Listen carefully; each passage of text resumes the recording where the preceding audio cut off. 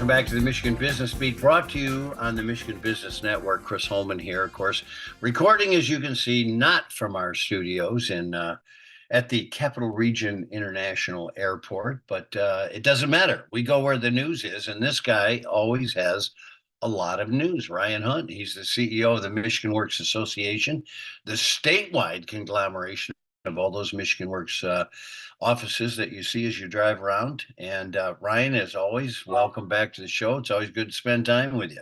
Good to spend time with you as well, Chris. Thank you again for having me on this month. Listen, we recently were discussing the then upcoming legislative day. So now it's in the past. Tell me how it went, and what were some of the issues we went in with? Yeah, we had a wonderful legislative day across the Michigan Works Network on Wednesday, March 13th. The weather was very cooperative. We had probably the warmest, nicest day weather-wise that we've had for a legislative day for the Michigan Works Association in mid-March in recent memory. But really the part of the issues that we focused on in talking with lawmakers was primarily around additional funding for the Going Pro Talent Fund, also making sure that we were focused on supportive services for job seekers that face numerous and very complex barriers to employment, and also focusing on short-term training and credentials, not just for employers through the Going Pro Talent Fund, but also for individuals who are looking to upskill themselves into one of those high-demand careers we hear about all the time across Michigan. We did meet with 90 lawmakers last week for our legislative day, and we're looking forward to continuing the conversation with them, both in Lansing and in their home districts over the next year. Unbelievable. I didn't know there were 90 legislators. That's quite a day. One of the things, having been part of that legislative day, is how receptive these legislators are. And a lot of the times they're the ones you wind up meeting with, which is difficult for them to do. Correct. Yeah, and they are very focused this year, it seems like, on workforce development. We're hearing all sorts of news and data coming out from the state, from around the country, on the continuing talent shortage that numerous employers in a range of industries are facing. And we know the best asset that we have in Michigan is our people. We need to make sure that employers and individuals have access to quality training resources, quality educational pathways as well, whether that's a short-term credential, whether that's a 2-year or a 4-year degree. We need to do a better job of training and educating individuals to prepare them for the 21st century economy here in Michigan. So listen, we know what happens in Washington in an election year. How is it here at the state? Are we getting traction still, and are things happening?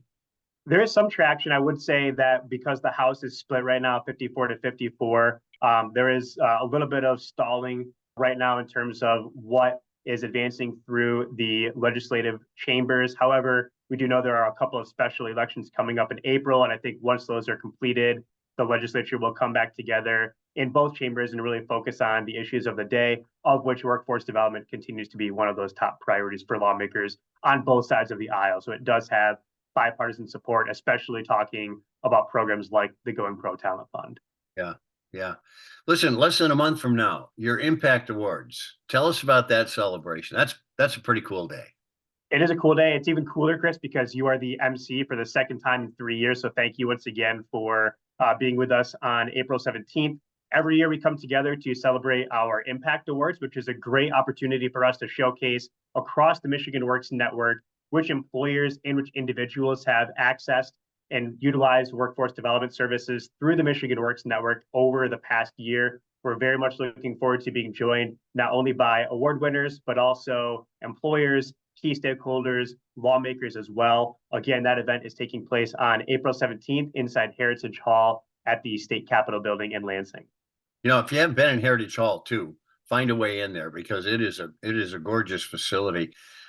So over half a dozen categories of recognition. Run some of those down for us. Yeah, so we have 16 award winners, and each of those nominations comes in. We have one from each of the 16 local Michigan Works regions. Again, these are individuals or employers that have utilized Michigan Works services over the past year. Folks like Brandon Nowak, who came to Michigan Works West Central after 18 months of incarceration, but because of hard work, perseverance, and access to quality training resources, he was able to successfully complete his CDL training, and he found gainful employment in 2023.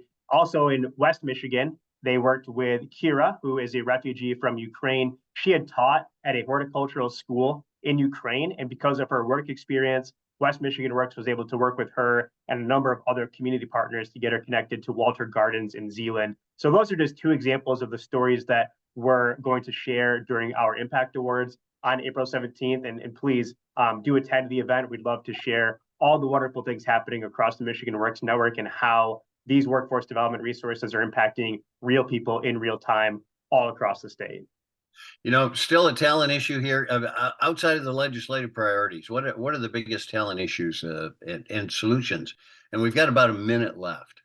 Yeah, the biggest talent issues right now is getting folks connected to jobs for those high demand employment opportunities, but also meeting people where they are. We know that with unemployment rates that are historically low, not just in Michigan, but across the country, many of the individuals who are trying to access workforce development resources as a job seeker are facing fairly complex and significant barriers to employment, whether that be transportation, childcare, housing, food access. So the more that we are advocating on their behalf to get them connected to not only job opportunities, but also supportive services to help them mitigate some of those challenges, then we're really helping all individuals in all corners of the state of Michigan, regardless of their walk of life.